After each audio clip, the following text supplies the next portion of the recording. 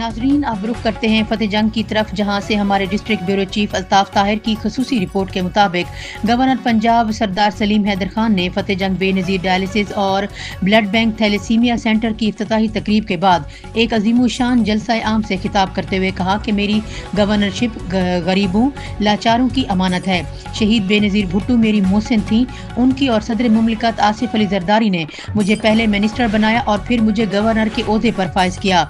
हमने बेनज़ीर भुट्टो और आसिफ अली जरदारी के बेटे को मुल्क का वजीर आजम बनाना है। गवर्नर पंजाब ने अवाम से किए गए वादे पूरे किए हैं। पिंडी घेब डायलिसिस सेंटर के बाद फतेह जंग बना दिया गया। अब झंड में भी डायलिसिस सेंटर और जच्चा बच्चा सेंटर का कायम किया जाएगा। उन्होंने कहा कि खुजरों के अवाम के मुतालबात पर पासपोर्ट ऑफिस कायम किया है। फतेह जंग इलेक्ट्रिक बस सर्विस की सहूलत अवाम को फराहम की गई है और इसमें फ्री डिस्पेंसरी का कयाम भी अमल में लाया गया है।